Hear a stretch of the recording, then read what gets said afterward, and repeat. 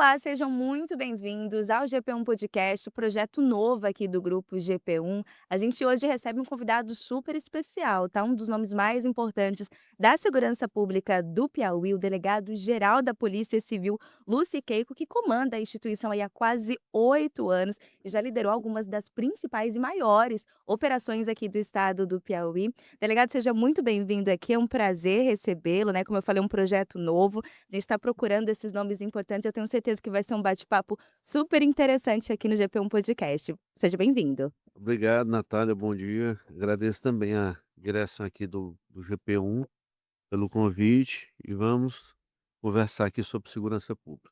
A ideia é ter um bate-papo mais descontraído, entender como é que é esse universo da segurança pública. Eu queria começar do começo. Trajetória, história. Quando é que o senhor percebeu assim que de fato tinha vocação para a segurança pública? Como que deu início essa carreira policial? Sempre foi a vocação? Tinha um plano B? Conta pra gente. Olha, eu acredito que, no meu caso, deve ter acontecido com muita gente, ó, como aconteceu comigo o ingresso na Polícia Civil.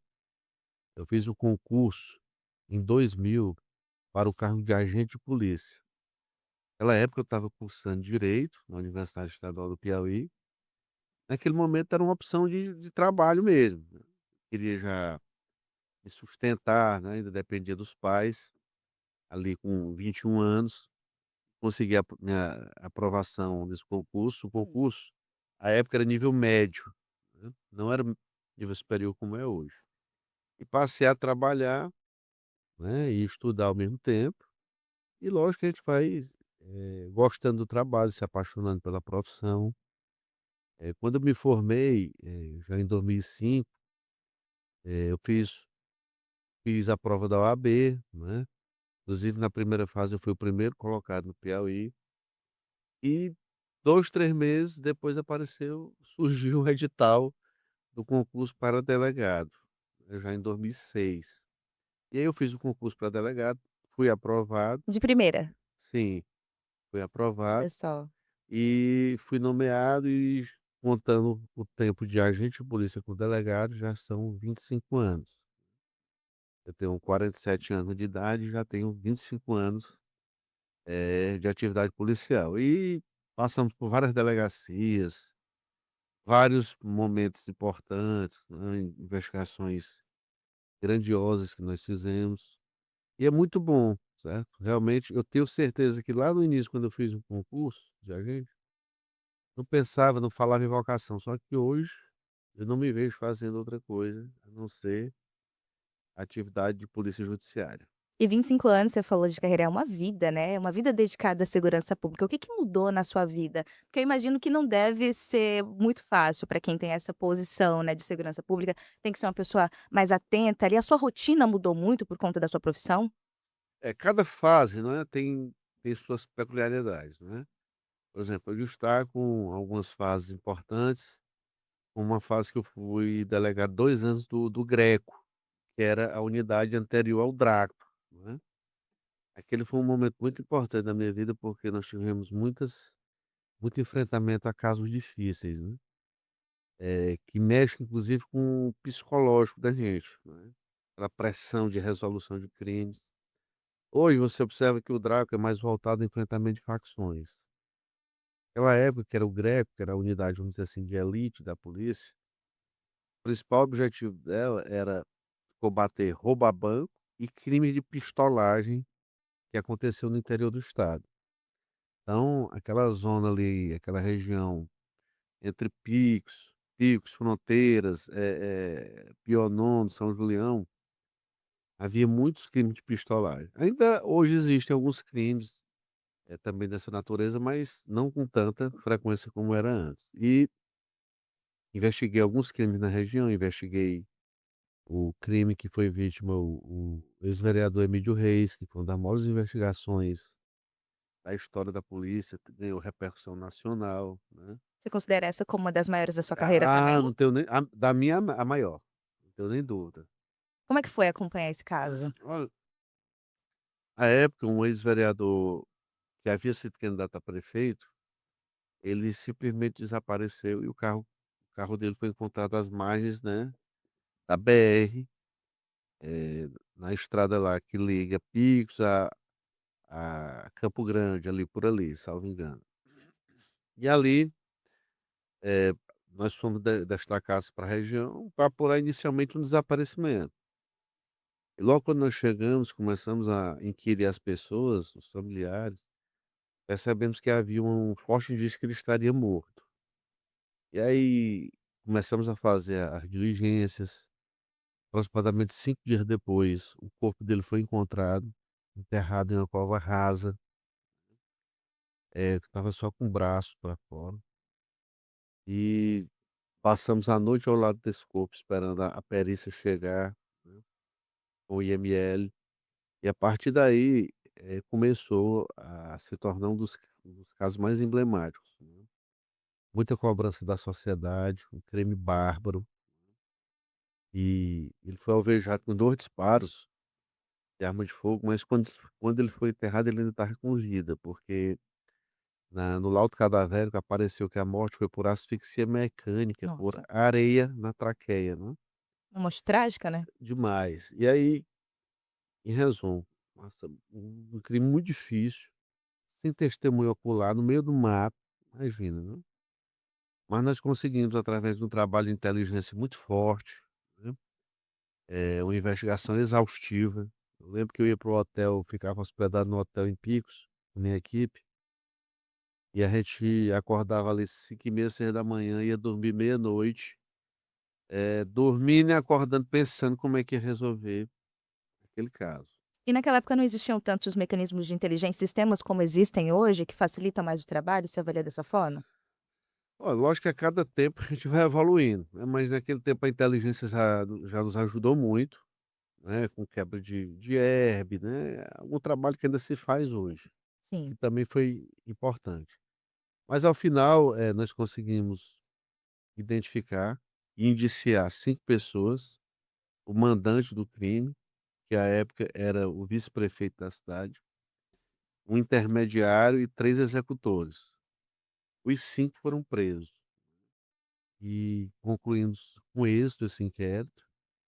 E vez ou outra ali eu ainda vou na região, é muito bom quando eu chego lá, o povo me reconhece, me trata muito bem, é grato, né, por nossa atuação, né. Então, inclusive agora, acho que no final do ano passado, também tiveram mais 2 crimes lá em São Julião, e nós conseguimos elucidar esses crimes de homicídio, prendemos pistoleiro em outros estados da federação, e sempre a gente está atento ali àquela região para que não aconteça mais como outrora.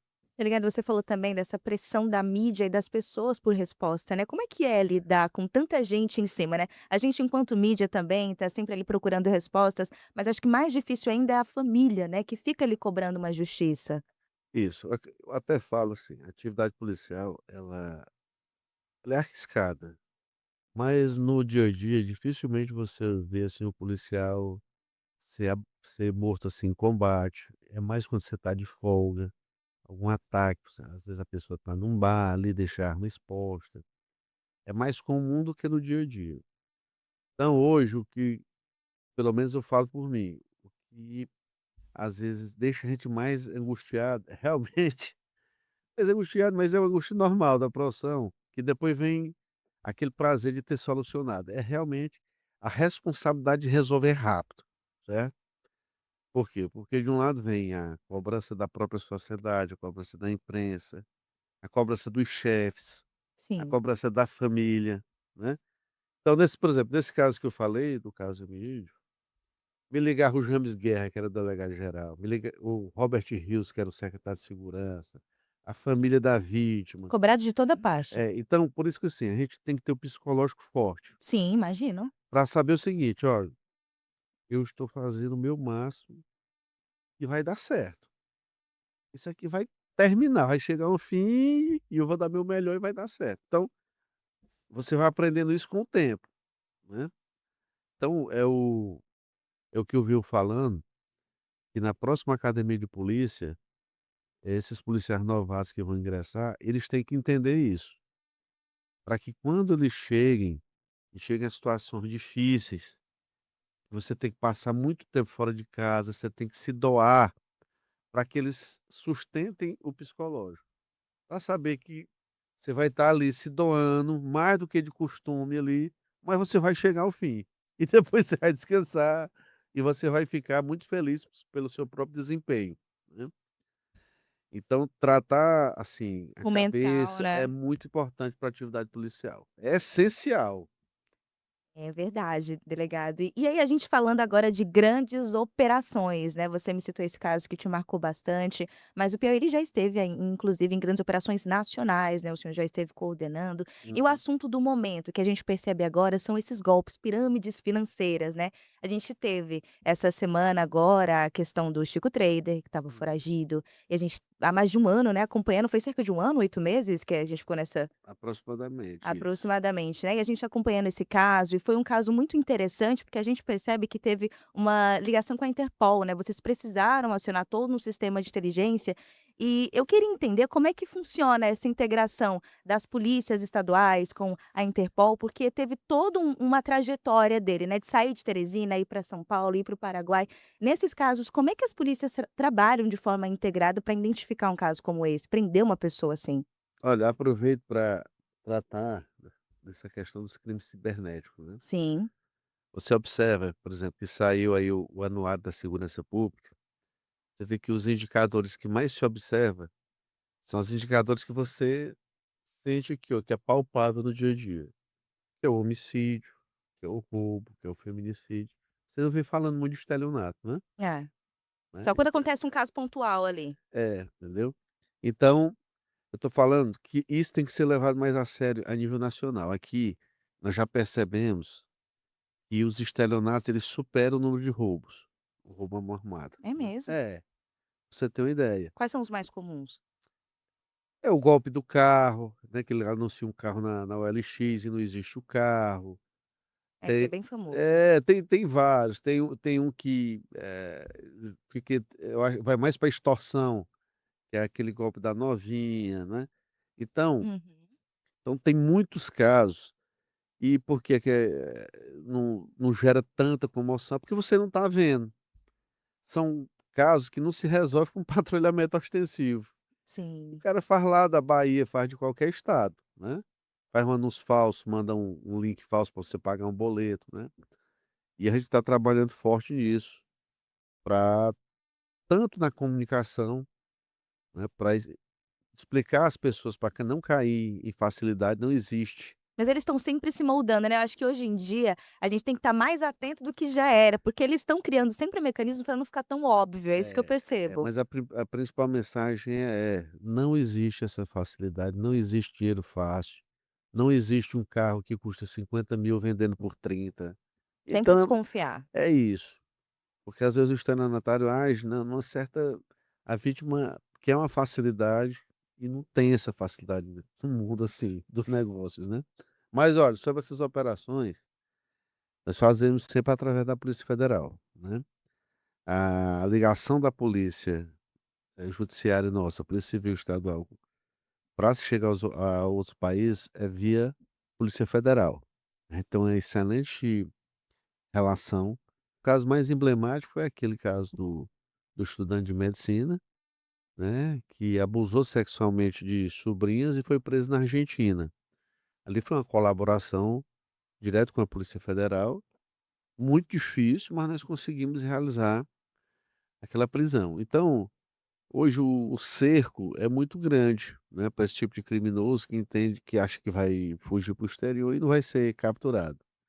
É muito difícil ele passar muito tempo, né, escondido, e foi o caso desse aqui que acabou retornando, porque não teria como ficar foragido muito tempo. Esse caso do Chico Treira, né, que é o caso da semana, não tem como a gente não falar disso e também dessa ascensão desses golpes de pirâmide financeira, né.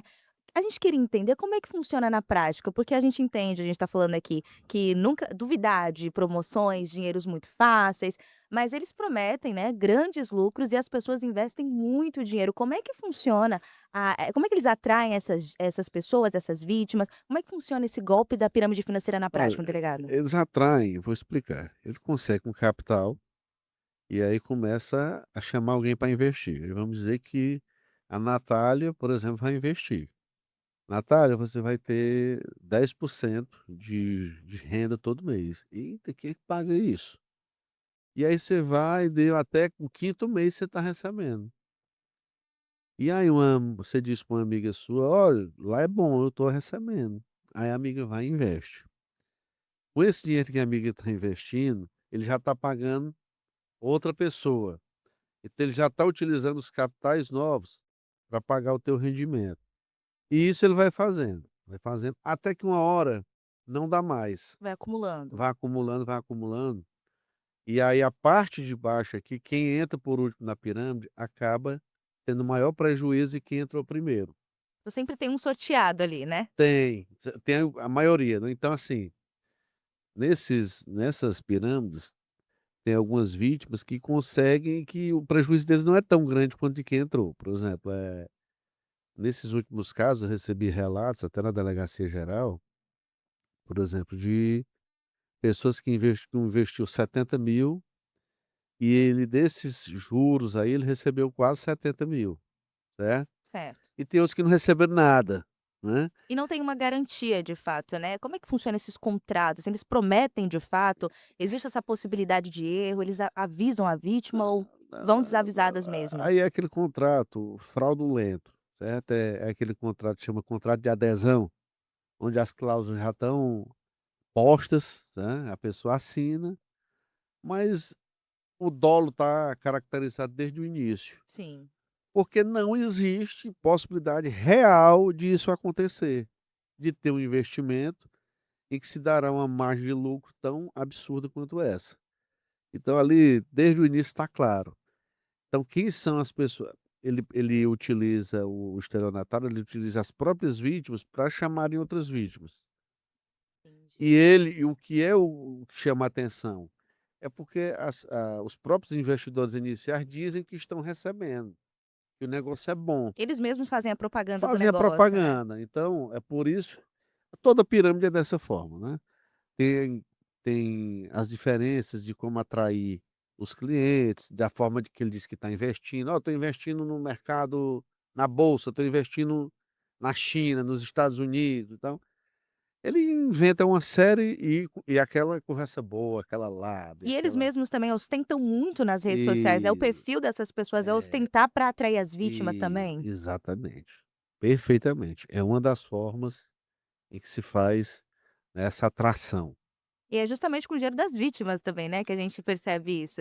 É isso mesmo. E eu queria e eu queria também fazer o comparativo, porque foi muito próximo, né, a gente teve esse caso essa semana do Chico Trader, mas também teve o DF Group, né, e a diferença deles é que o Chico, ele alega que não tem o dinheiro para ressarcir as vítimas, já o DF está garantindo que tem como pagar essas vítimas. Qual que é a diferença entre esses 2 grupos? Eles atuam de formas semelhantes? O que que você consegue observar desses 2 casos? Olha, assim, se um tem dinheiro e outro não tem, eu vou te falar assim, eu não sei as minúcias de cada inquérito policial, que eu como delegado geral acompanho parte geral, não tenho como ver as minúcias de cada inquérito, assim, nas delegacias. Mas assim, assim, se tem ou não tem dinheiro, isso é irrelevante hoje para a questão da configuração do crime. Os crimes se configuraram, houve a lesão às vítimas e os inquéritos serão relatados nesse sentido. Depois, se os estelionatários, se as pessoas que estão sendo indiciadas conseguirem ressarcir, né, depois do prejuízo, aí é outra coisa. Então hoje é indiferente para a polícia se algum tem dinheiro e o outro não tem dinheiro. A questão é que houve o crime e esse é o papel da polícia judiciária, investigar o crime e dizer quem é seu autor. E aí agora a partir desses 2 casos que ficaram meio famosos nos últimos dias, eu percebo que outras pessoas também nas postagens sempre estão denunciando: "Ah, tem um fulano ali que também faz a mesma coisa, tem isso, aquilo". A Polícia Civil, ela deve investigar mais a fundo esses esquemas no estado a partir de agora? Olha, hoje com o canal de denúncias que nós temos, a gente recebe muito, pode ter certeza. Isso já deve estar chegando aí no nosso canal de denúncias anônimas, no próprio BO Fácil, né. Então a Polícia Civil recebe muitas denúncias. Por exemplo, você há poucos dias veio a polícia de Minas Gerais para fazer uma operação sobre aquele golpe do bilhetinho lá que eles compravam a R$ 2 e induzindo as vítimas, uma operação que houve Uhum. de estelionato. Na hora que nós demos apoio à polícia de Minas, começaram a surgir denúncias de municípios aqui do Piauí passando pelo mesmo problema. Então, com a divulgação pela imprensa realmente desses tipos de crime é muito importante, porque alerta uma população que está vendo ali um fato que ele desconfia, não entende que é criminoso, mas na hora que verifica a exposição, né, na imprensa, ele entende que também pode estar acontecendo aquele crime do lado da sua casa. Você estava me explicando, a gente conversou, né, que o perfil de crime mudou muito desde quando você começou até agora, né, cibernético tem sido alvo. Mas quando a gente trata em facções criminosas, como é que tá essa questão aqui no estado? A gente tinha muita atuação ali no litoral, a pessoa fala muito de cajueiro na praia, no cajueiro da praia, né? Como é que tá agora? Qual o perfil, qual é o mapa das facções no Piauí que você avalia, delegado? Eu acho que realmente o Piauí, ele ganhou, né, ganhou essa guerra, né. Quando nós iniciamos a nova gestão em 2023, a gente estava com uma situação muito difícil, principalmente no litoral e na região ali de Piripiri, né. Então ali no litoral, uma das primeiras, medidas, nós fizemos uma força integrada, acho que ainda em 2022, com a Polícia Federal. Então nós temos uma equipe grande de policiais civis junto com a Polícia Federal, que é a FICO, e com outras forças também, né, Polícia Militar, Polícia Penal, e passamos a também iniciar o projeto do Draco, já em 2023, já com delegacias de facções em Bom Jesus, Piripiri, Floriano, né, Picos e Parnaíba, além da FICO também, uma delegacia especializada. Aí houve um diálogo muito forte também com o Tribunal de Justiça, e nos ajudou, reestruturando a própria justiça criminal, criando centrais de inquérito, né, reforçando a central de inquérito Teresina, criando em Parnaíba, em Picos. E as centrais de inquérito, elas são muito importantes, porque é uma agilidade nos pedidos de medidas cautelares. Então, o juiz está ali praticamente para tratar da fase de investigação, da fase de inquérito policial. Então, você pede uma prisão preventiva, rapidamente sai, às vezes até no mesmo dia. E isso para a segurança pública é muito importante. Em outros estados, ainda se passa 2 meses para se conseguir uma prisão. Então acredito que esse auxílio judiciário foi muito importante para a gente conseguir reduzir os índices, né, a indicadores toleráveis como estão hoje. E logicamente, assim, o Draco impulsionou muito, com toda a equipe, com o trabalho integrado com a polícia militar, né, com aquelas centenas de operações aqui que fizemos. E a investigação ela evoluiu, porque nós não ficamos só investigando o crime praticado pelo faccionado, certo? Mas sem a organização como um todo. Isso, então quando você apura o crime de organização criminosa, a gente comprova de alguma forma que aquele indivíduo é integrante de uma facção, você consegue prendê-lo pelo tipo penal, fazer parte de uma organização criminosa. Por isso que a gente conseguiu prender de 20, de 30, de 40, né. E aí o Carlos Augusto que teve que se virar lá para suportar esses presos, né, no sistema prisional. E esse encarceramento é que fez diminuir a criminalidade. Como é que Porque, tá a situação do PCC e Bom Jesus 40, que sempre esteve na mira da polícia, né, eles são os grupos de maiores atuação aqui no estado, não é isso? olha, toda e qualquer facção, ela é enfrentada da mesma forma, né. Então a gente sempre tem o cuidado de atacar não, enfrentar todas, né, de uma forma bem robusta, né. Então, no litoral aparece ali uma facção mais ligada ao Ceará, por exemplo. Tem aqui no Piauí, vem ali a facção do Maranhão, né. Então aqui mesmo no Piauí não tem uma facção originária daqui. Não, É, sempre foi uma rota, são de né. fora, não é. Então assim, a gente enfrenta independente da sigla que eles utilizam, a gente é tudo bandido e é enfrentado da mesma forma. Ok, tem uma outra pergunta aqui também que a gente separou, que é em relação ao crime organizado, ele já está infiltrado em empresas ou atividades econômicas no Piauí, a gente percebe essa presença já?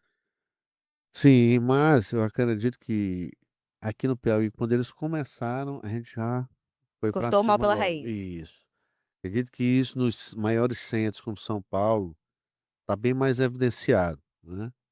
Aqui no Piauí, nós tivemos a operação Carbono, oculto, 86, que já desbaratou aquela quadrilha lá, né, que tinha essas ligações com a organização criminosa de São Paulo, sobre fraude de combustíveis, e eu acredito que aqui no Piauí não esteja consolidada essa infiltração através de empresas, né, porque aqui no Piauí realmente nós atuamos muito forte, né, nessa questão do combate à facção criminosa. E Inclusive se tornou referência nacional, né, a gente teve agora o secretário nacional de justiça saindo do Piauí, então acho que a é, gente sempre foi referência nesse sentido, né. então exatamente, eu falei até agora na plenária do governo sobre segurança pública é isso, o Piauí hoje o governo federal tá fazendo algumas ações que nós já iniciamos desde o início da gestão.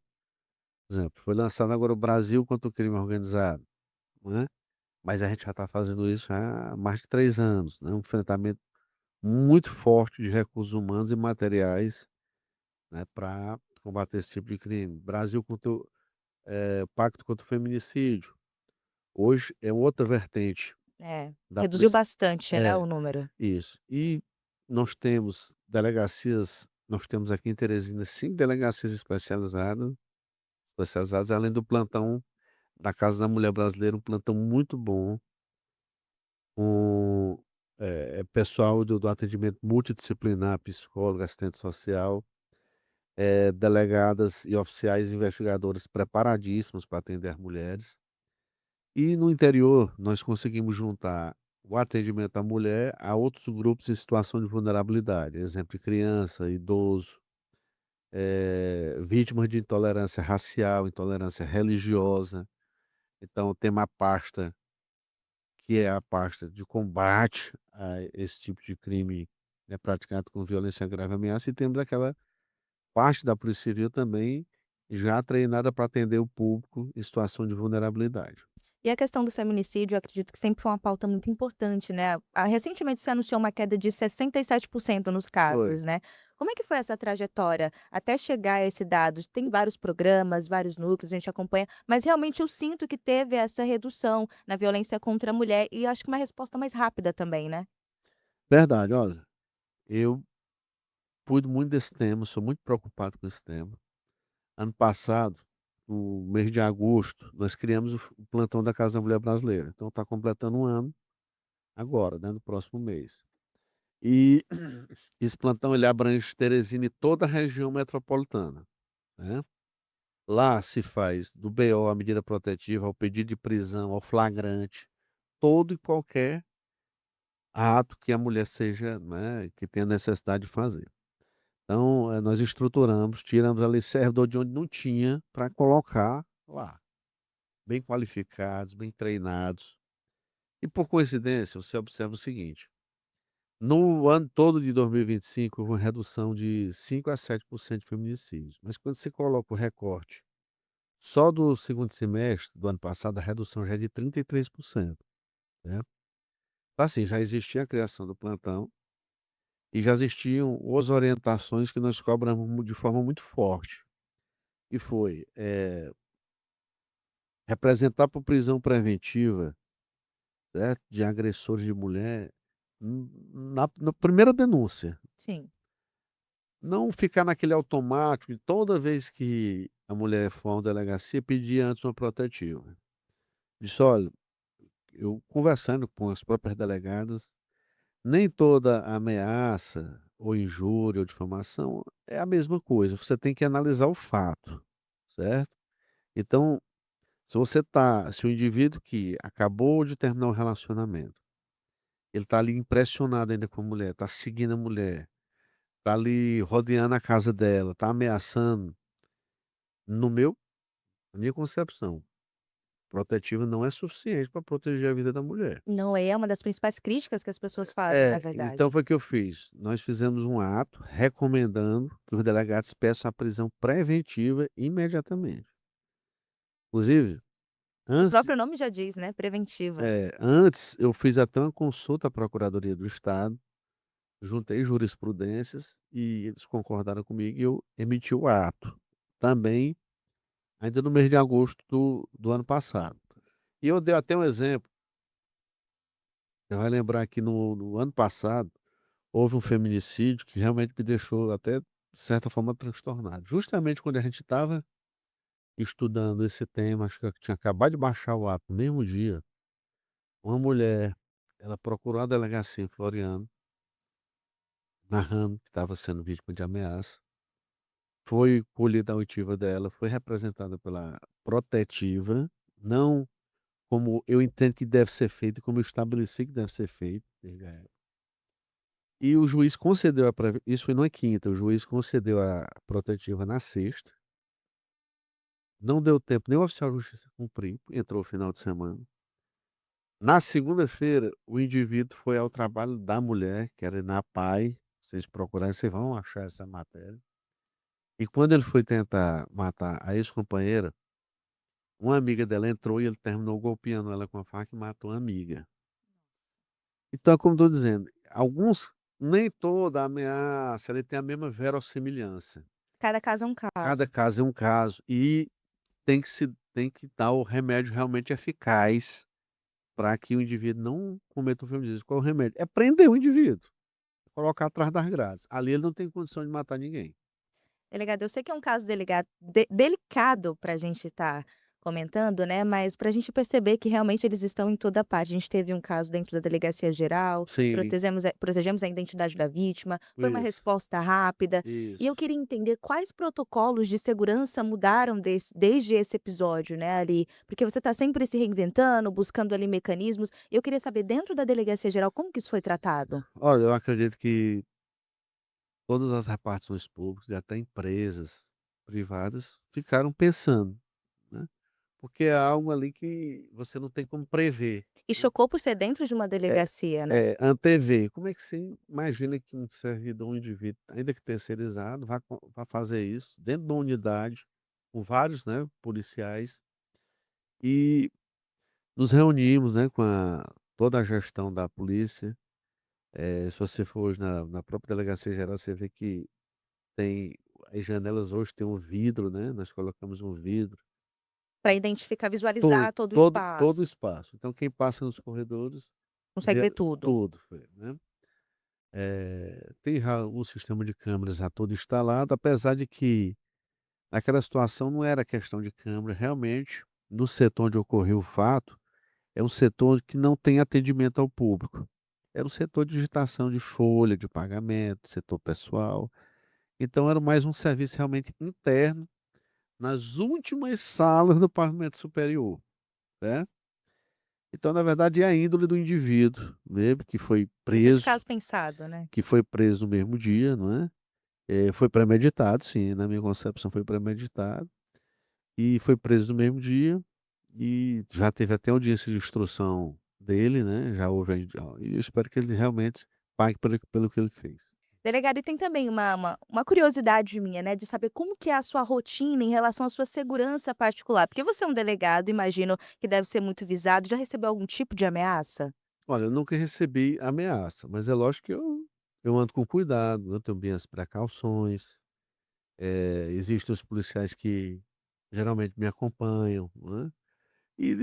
Também na minha trajetória, eu sempre fui muito duro, assim, implacável, né, na atividade fim, mas eu sempre tratei dentro da lei, certo? Então, ninguém pode dizer assim que eu abusei, que eu cometi algum ato, né, que algum bandido, algum investigado tenha dito que eu agi com abuso, né, então, eu tenho a consciência bem tranquila sobre isso, né. Lógico que vagabundo, indivíduo, bandido, a gente não pode, né, duvidar de Vacilar. nada. Mas, eu ando tranquilo, sem medo, mas me precavenho sempre. Existe alguma investigação, operação que você ainda não fez e gostaria de realizar assim que possível? Algum projeto que você ainda não realizou nesse tempo todo de carreira? Olha, eu vou lhe falar, uma das minhas paixões é a investigação. Então, como eu fui rápido, assim, para assumir uma parte na gestão, depois que eu saí do Greco, eu assumi a gerência de Polícia Metropolitana, que hoje é Diretoria de Polícia Metropolitana. Isso meu trabalho me alçou lá a função de delegado geral, né. E como delegado geral, assim, tem um e passar muito tempo aqui falando para ti tudo que a gente já fez para engrandecer essa instituição, né.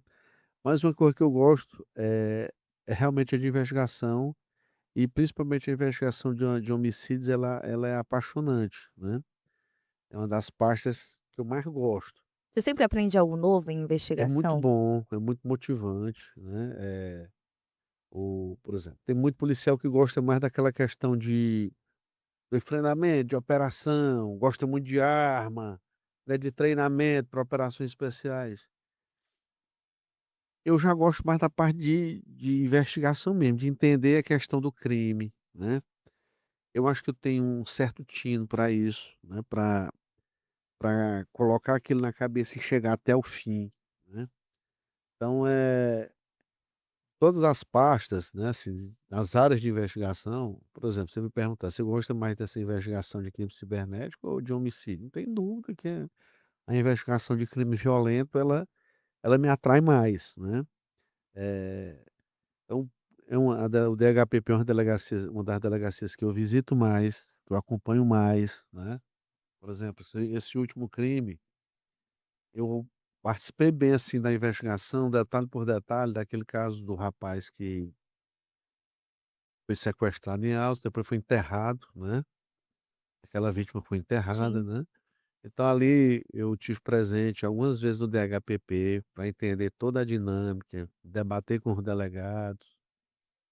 Vou te dar outro exemplo, assim, eu sempre gosto de acompanhar esses casos mais difíceis, aquele caso do Casos que te desafiam, né, aquele caso também dos 2 jovens desaparecerem.